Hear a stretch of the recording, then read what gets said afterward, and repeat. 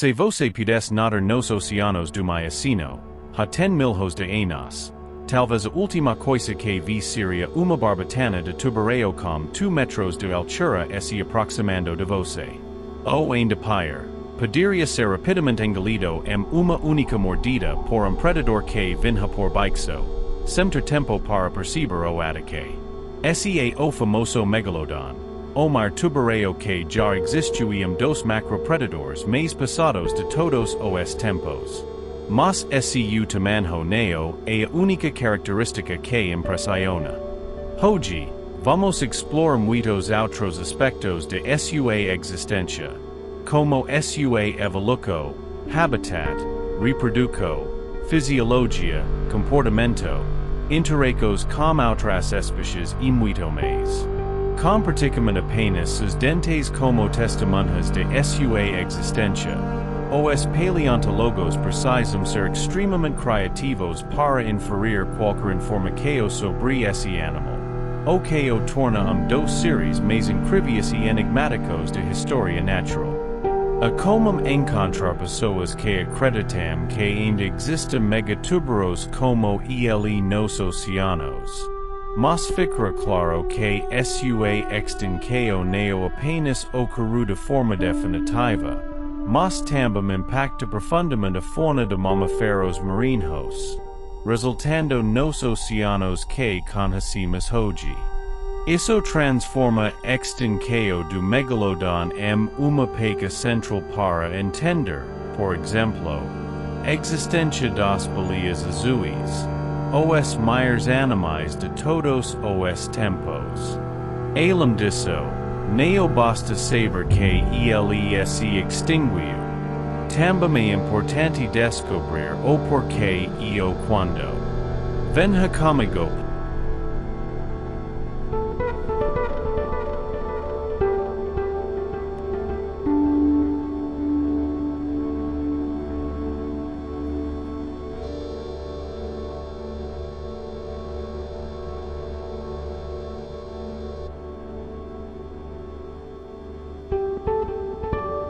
O maior tubarão predador atualmente é o tubarão branco, que atinge 5 metros de comprimento e pesa 5 toneladas quando adulto. No entanto, ele não é o maior tubarão vivo. Essa distinção pertence ao tubarão baleia, gigante filtrador que ultrapassa os 10 metros de comprimento. Contudo, encontramos no registro fóssil evidências de tubarão ainda maior, o Megalodon. Atualmente, não há nenhum animal como ele, pois todos os maiores animais marinhos, como baleias e tubarões-baleia, são filtradores que se alimentam de plâncton e pequenos peces em grandes quantidades. O único predador atual que se aproxima do tamanho do Megalodon são as baleias cachalote, os maiores carnívoros da atualidade, com cerca de 15 metros de comprimento. Su nome descreve perfeitamente seus fósseis, significando dente gigante. Comparados a eles, os dentes do tubarão branco moderno parecem de brinquedo. Os maiores dentes de Megalodon podem facilmente superar os 30 cm de comprimento, sendo comparáveis rosto humano. Cada detalhe desses dentes é crucial para entendermos a vida desse animal, já que são praticamente tudo o que restou. As características distintivas dente de Megalodon incluem seu imenso tamanho e forma triangular, serralhacos finas nas laterais cortantes, uma face lingual convexa, uma superfície labial levemente concava ou reta, e uma parte superior larga em forma de V. Diferente da maioria dos vertebrados, os tubarões não possuem esqueletos óseos verdadeiros, sendo peces cartilaginosos, como os tubarões atuais, reias e quimeras. A cartilagem é tipo de tecido muito menos mineralizado e, consequentemente, menos propenso a fossilização.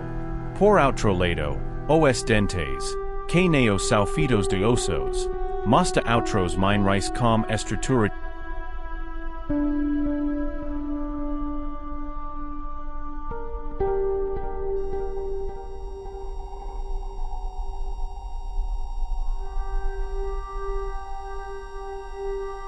As estimativas sobre SCU to manho total vida podem variar bastante do estudo para estudo, como as mais conservadoras apontando comprimento máximo de 15 metros. Outros estudos, utilizando métodos comparativos diferentes, sugerim que ele poderia ter corpo mais alongado, chegando a impressionantes 20 to 25 metros de comprimento. As estimativas de peso variam tanto quanto o mais, dependendo da forma do corpo adaptada, sendo proposto peso de 30 to 60 toneladas para os mais adultos, tornando-o pelo menos tão grande quanto uma baleia jubarte massa corporal. Isso ocorre porque esses extrapolacos geralmente são baseadas comparados com o tubarão branco, que é o maior tubarão predador que conhecemos atualmente. No entanto, isso pode nos confundir. Embora o tubarão branco perica biom análogo para inferir vários aspectos da vida do Megalodon, esses dois animais podem ser muito diferentes do que imaginamos inicialmente. Há algum tempo, se sugeriu que os tubarões brancos descendem do Megalodon, mas essa hipótese foi amplamente descartada. O que tudo indica, eles não apenas pertencem a famílias diferentes, mas podem ter se dividido linhagens razoavelmente distantes durante o fim da era dos dinossauros, há quase 70 milhões de anos. Essa longa evolução pode ter tornado esses dois animais muito diferentes. Por isso é importante ter cautela ao usar animais.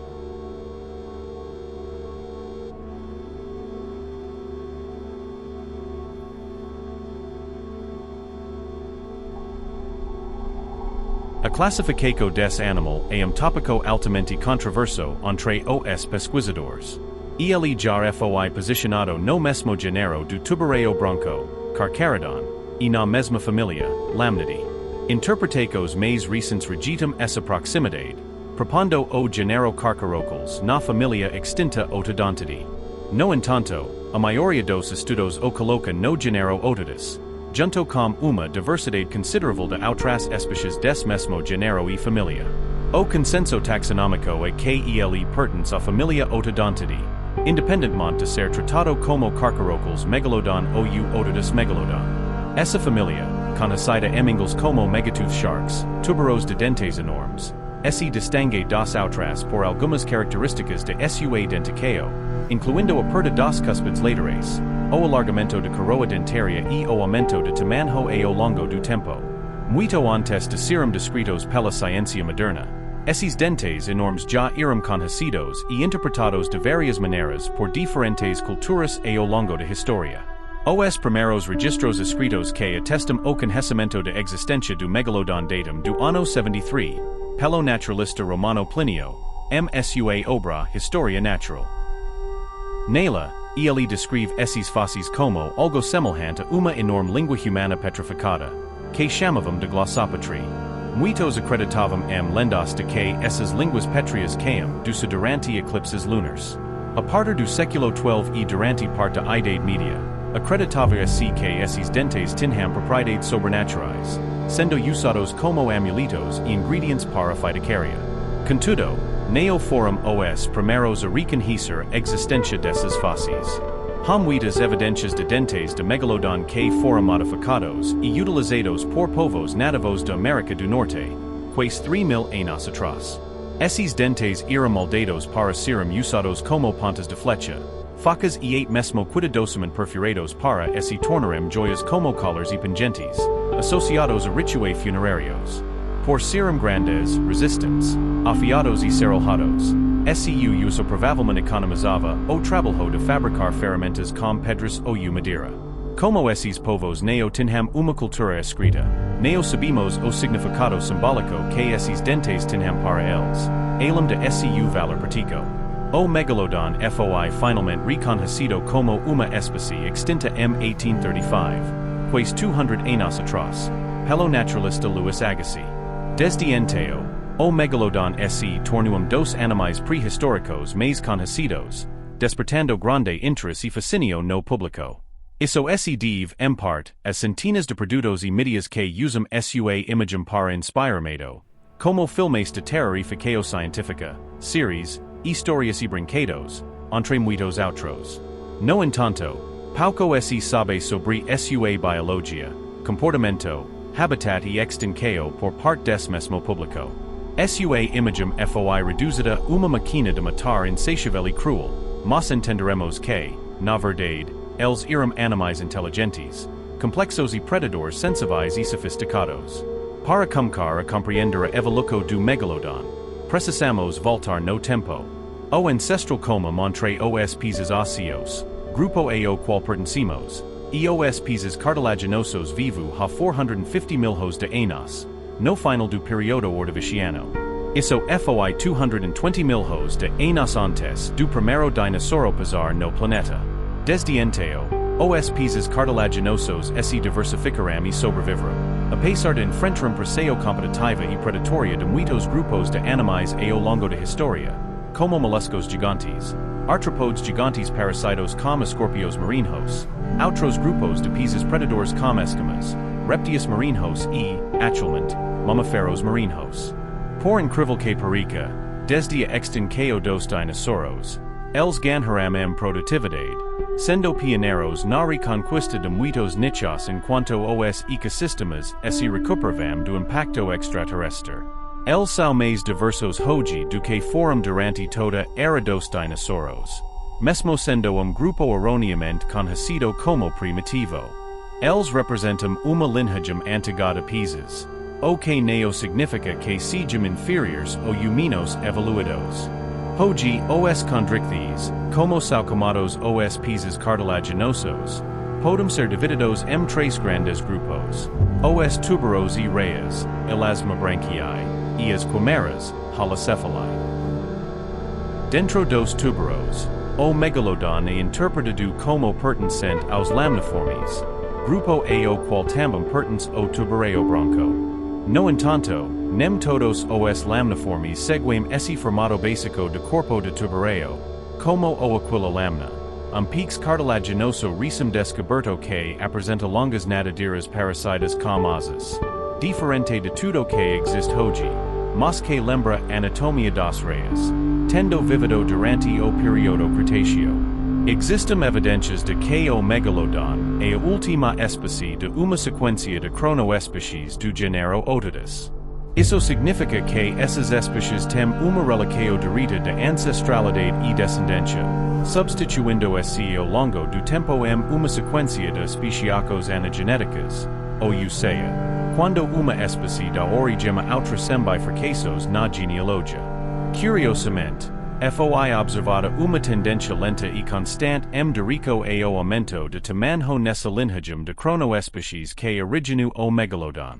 Essa tendência comienza há 66 mil de anos, na grande catástrofe que do início à era dos mamíferos e termina como o Megalodon, cerca de 16 mil de anos atrás. Pesquisas indicam que, ao contrário da tendência macroevolutiva dessa linhagem do aumento de tamanho, o Megalodon parece ter alcançado tamanho ótimo ou máximo e estabilizado suas proporções por bom tempo. Isso se deve ao fato de que não foram encontradas diferenças significativas de tamanho entre os primeiros e os últimos Megalodons, e nenhuma tendência do aumento.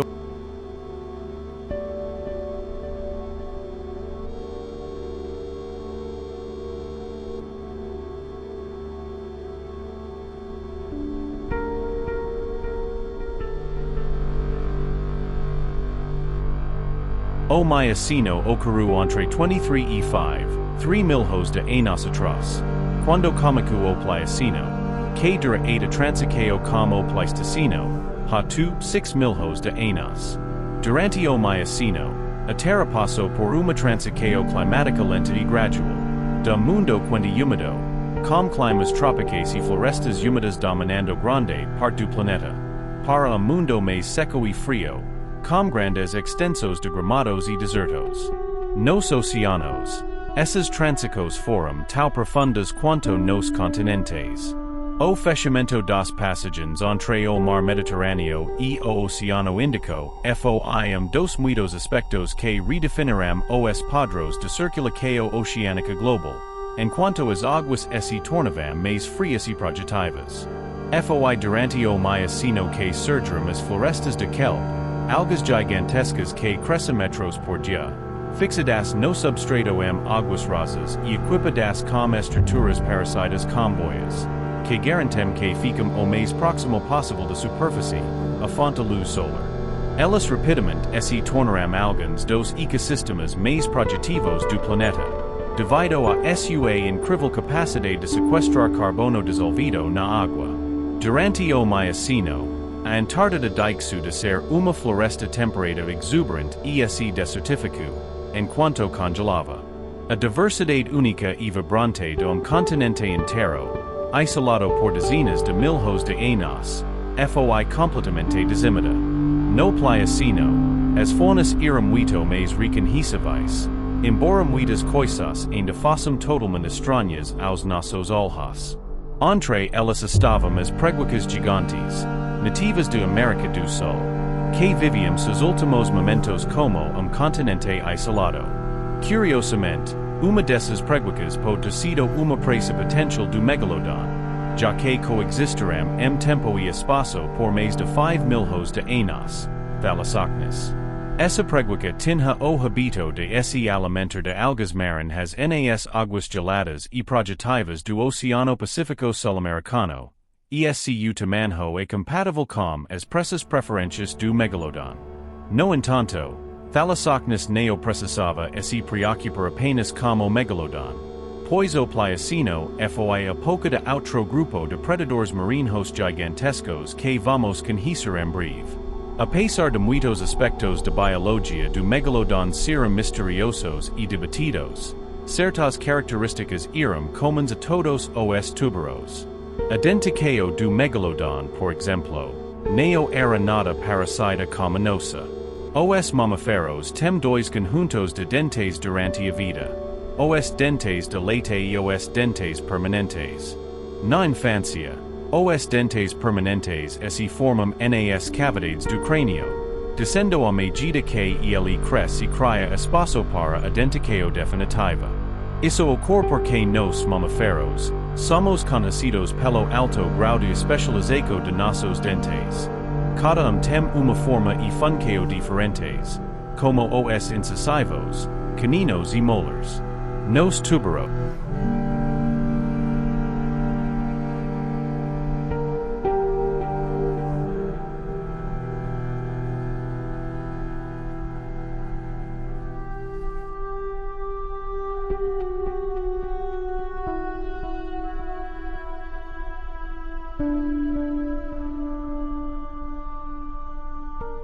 Além disso, sus dentes não estão enraizados nos ossos, como os nossos.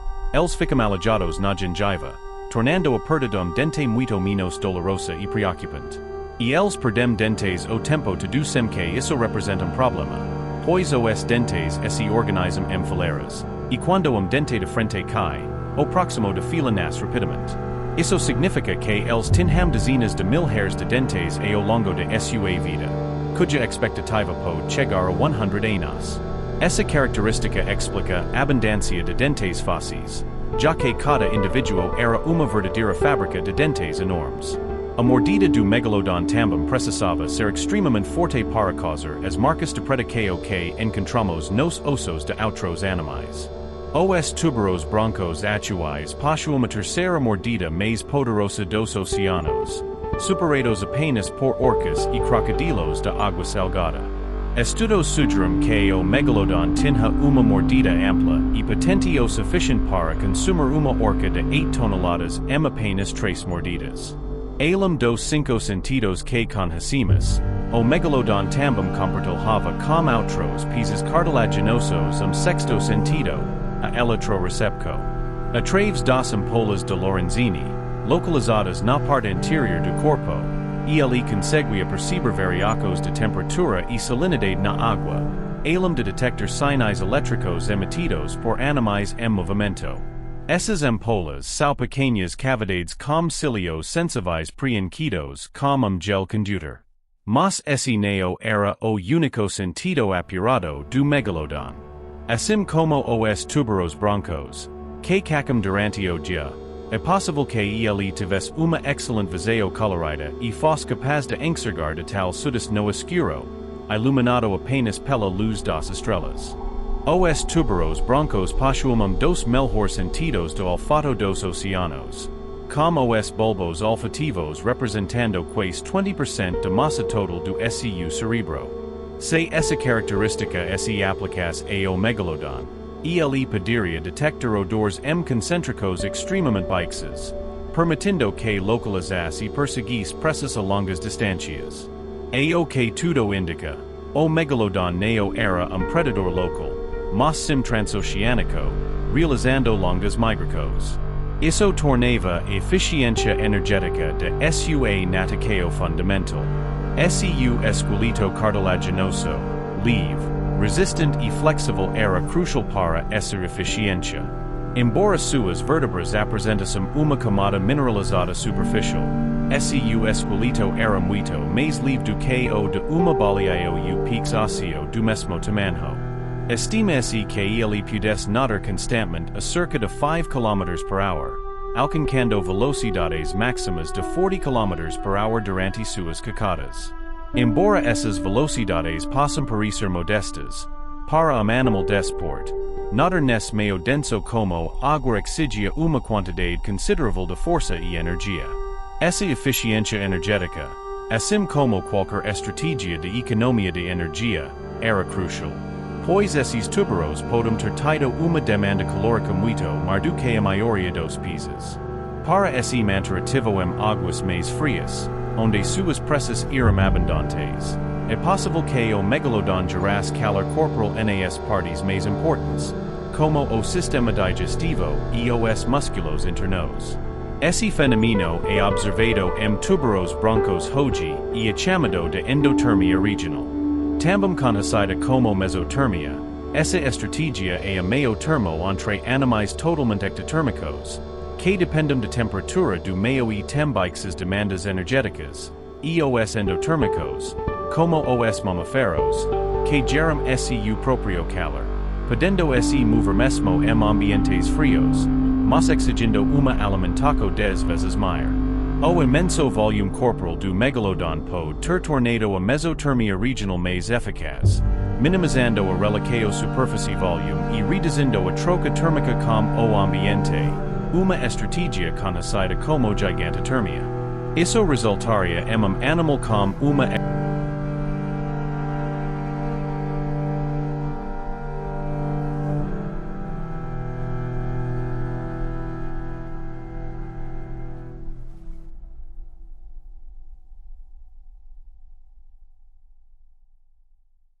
Os estudos sobre ecologia do Megalodon, sua posição na cadeia alimentar e suas interações com outras espécies. Muitas vezes se baseiam em métodos indiretos para inferir a relação entre presa e predador ou a competição com outros predadores. Dos principais métodos é a análise de marcas de dentes e 8 dentes inteiros encontrados nas vértebras de outros animais, especialmente mamíferos marinhos. Quando essas marcas mostram sinais de cicatrização, indicam uma tentativa de predação mal sucedida. Quando não há cicatrização, isso sugere uma causa de morte. O Megalodon aparenta ser predador com cardápio bastante variado, embora com preferências. Essa preferência por presas grandes poderia também minimizar a competição ecológica com predadores menores, pois predadores maiores conseguem escolher uma variedade maior de presas. Apesar de suas imensas necessidades calóricas, é possível que o Megalodon não se alimenta com frequência, necessitando ingerir grandes quantidades de alimento em uma única refeição para se manter. A gordura armazenada em seu fígado poderia garantir que suas necessidades energéticas fossem atendidas por longo período e de próxima caca bem sucedida. Embora seu foco de predação fossem cetáceos ricos em gordura, ele estava preparado para abater e consumir praticamente qualquer coisa que pudesse morder. Essa adaptabilidade faz sentido, considerando que, na época, a composição de fauna de mamíferos marinhos era bastante diferente da atual. Havium muitas mais especies de Baleas filtradoras. Embora nenhuma delas fosse do tamanho das atuais. Com uma média de apenas 7 metros de comprimento. Menos de metade do tamanho de uma baleia jubarte e dezenas de vezes mais leves que as baleias azuis. Se o Megalodon cacava como os maiores tubarões de hoje, ele adquiria suas pressas vindo de baixo e acelerando rapidamente, utilizando a força do impacto e a mordida para derrubar sua presa. O impacto seria semelhante a ser atropelado por caminhão, o que poderia quebrar a coluna de presa.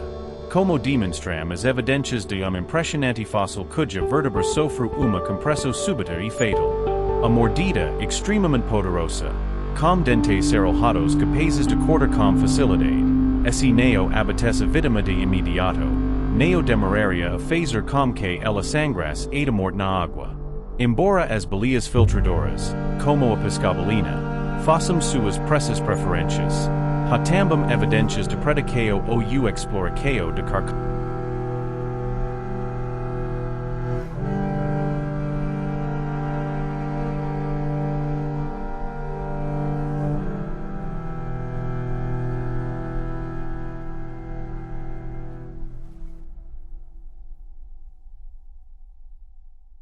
Durante a parte final da existência do Megalodon, no Plioceno, as baleias dentadas estabeleceram-se como predadores de grande sucesso, ocupando a posição de maior mamífero marinho de época, com mais de 15 metros de comprimento e dentes do tamanho de cones de transito. Fóssil mostra marcas evidentes de serralhamento por dentes de Megalodon, indicando uma interação ecológica intrigante. Megalodon mordendo o rosto de facetaroideo. Isso sugere que o Megalodon poderia predar seus concorrentes direitos por preços menores. Assim como as orcas atuais, uma espécie com uma ampla distribuição temporal e geográfica pode ter se subdividido em várias subpopulações geneticamente semi-isoladas. Cada uma possivelmente adaptada a cacar tipo específico de presa em ambiente distinto. Neo seria surpreendente super que várias subespecies ou 8 mesmo especies diferentes possam ter existido dentro do gênero Megalodon, embora, como vimos, sua taxonomia ainda seja bastante confusa. Surpreendentemente, temos evidências sobre detalhes importantes de sua reprodução e crescimento. Muito provável que, como os peces cartilaginosos atuais, a cópula entre os megalodons ocorria através de inserção do clasper masculino na cloaca feminina. O clasper é uma estrutura análoga ao pênis, mas bastante diferente, sendo uma cartilagem bifurcada, às vezes com ganchos, que se abre como guarda-chuva dentro da cloaca, inseminando a fêmea. Em vez de depositar ovos coriáceos com formatos estranhos, como muitos tubarões fazem atualmente, eles irão animais viviparos, uma estratégia neo incomum tubarões. Na sua estratégia reprodutiva, priorizavam a qualidade em vez de quantidade de prole, resultando em ciclos reprodutivos lentos, com poucos filhotes por vez, mesmo sendo gigantescos. Essa lentidão nas giracos torna esses animais muito mais vulneráveis a extinção devido a mudanças ambientais e ecológicas repentinas. O que pode ajudar a explicar sua súbita e enigmática extinção. Estudos dos centros vertebrados preservados revelam informações sobre seu crescimento ósseo, permitindo entender não apenas a velocidade e o padrão desse crescimento, mas também seu tamanho ao nascer. As pesquisas mostram que os filhotes recém-nascidos já comunicavam a vida com cerca de 2 metros de comprimento, tornando-se predadores respeitáveis desde o primeiro dia. Não sabemos se eles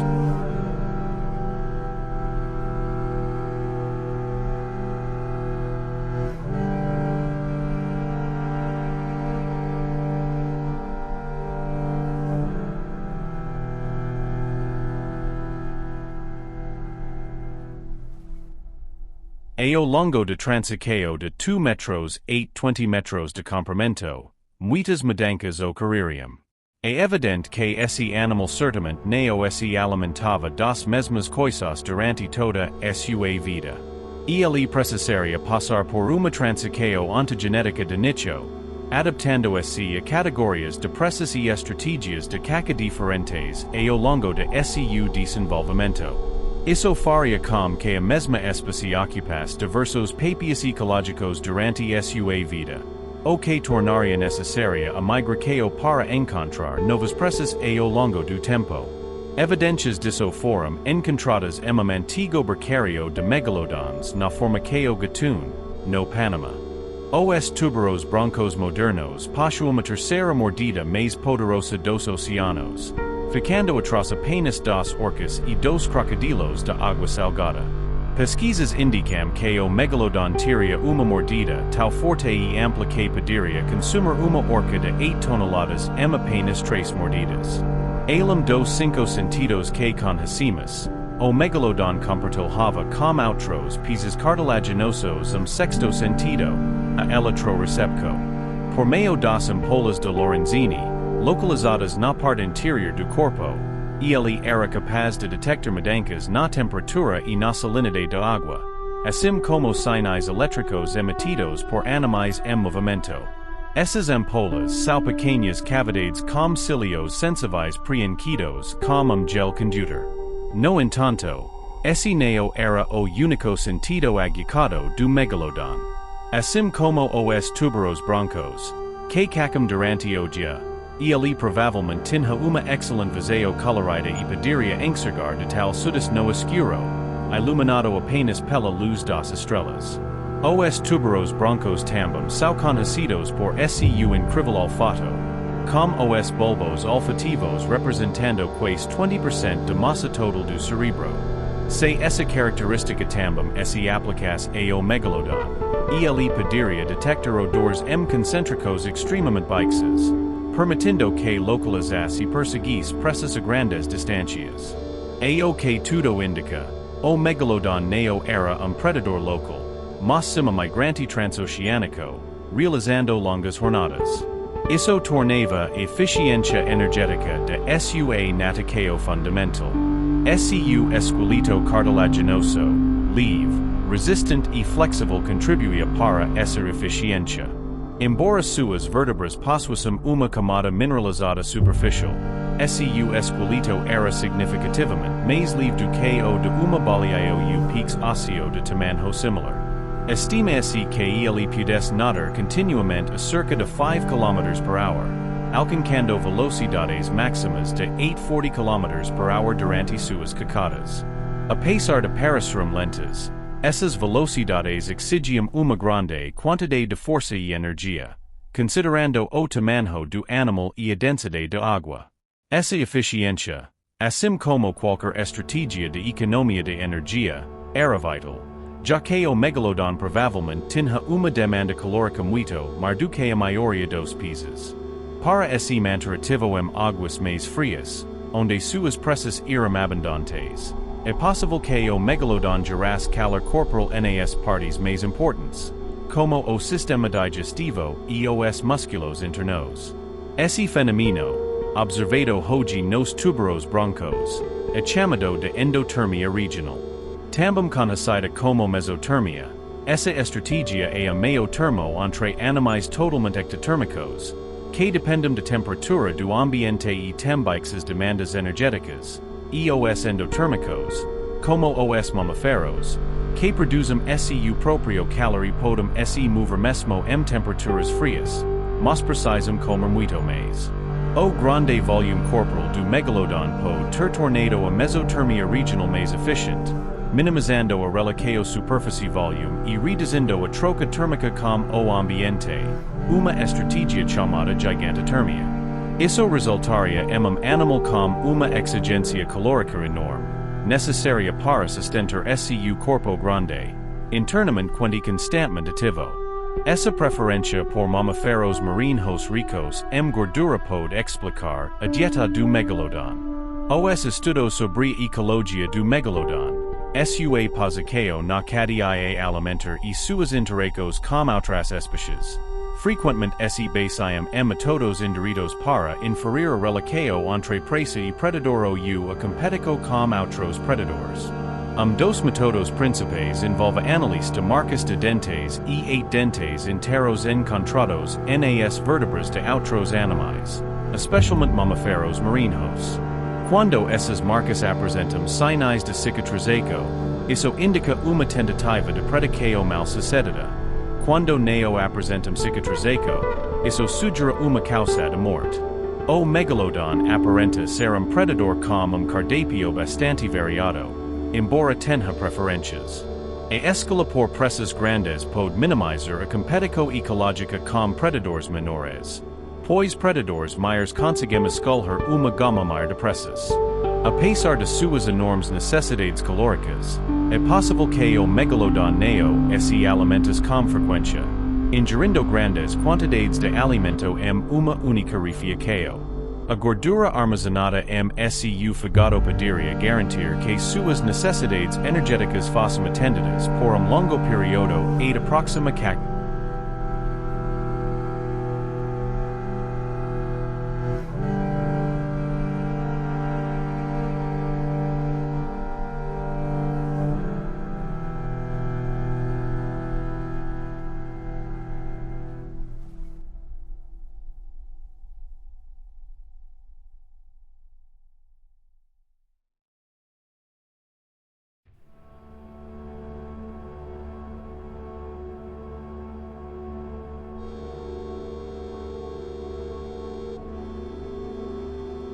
Se o Megalodon cacava como os maiores tubarões de hoje, ele atacaria suas presas vindo de baixo e acelerando rapidamente, utilizando a força do impacto e a mordida para derrubar sua presa.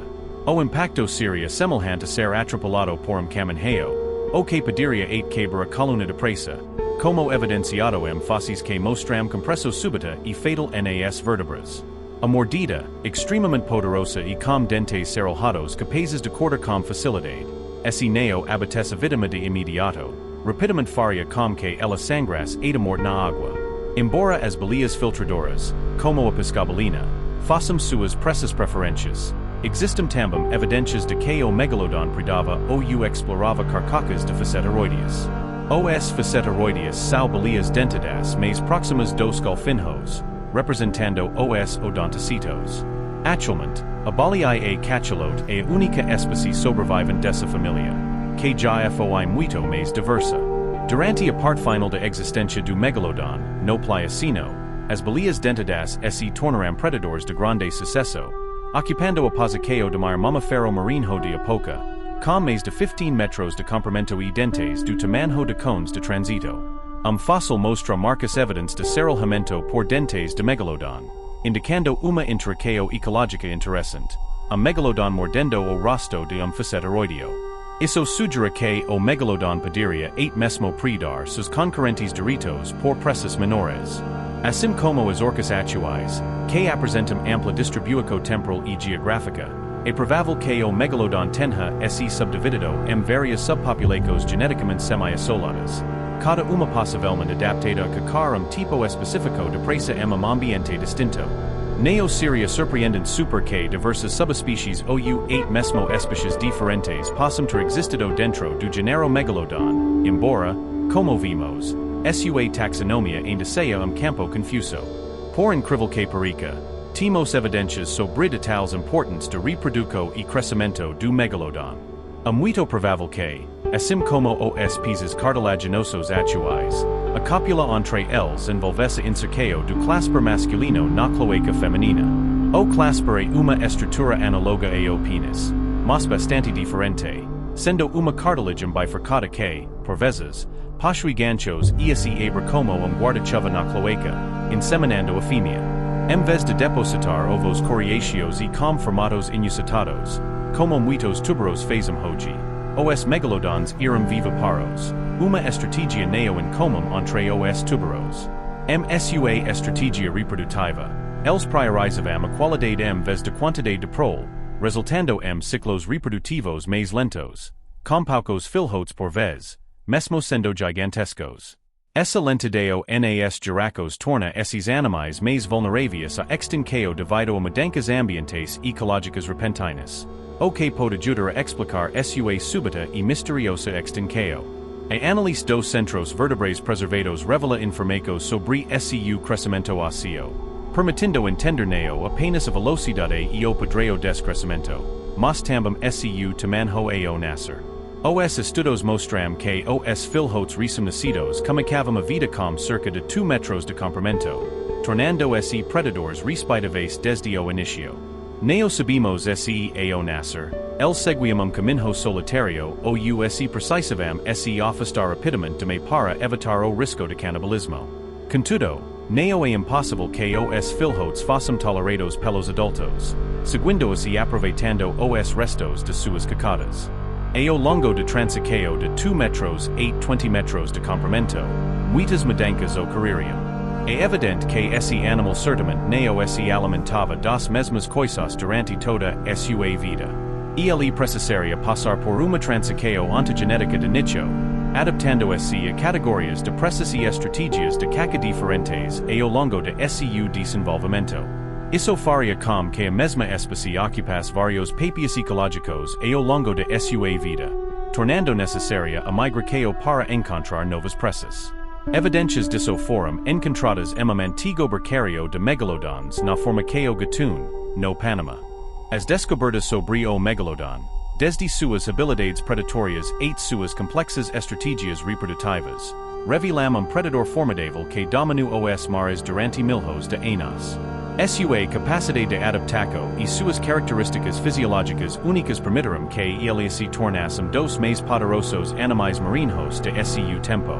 No entanto, a extinção do megalodon, possivelmente causada por mudanças climáticas, variacos no nível do mar e a evolução de novos competidores, como as orcas, resulta a fragilidade de mesmo os mais majestosos e temidos predadores de natureza. Hoje, o megalodon vive não apenas nas páginas de história natural, mas também na imaginação popular, simbolizando a maravilha e o mistério das criaturas que uma vez povoaram nossos oceanos.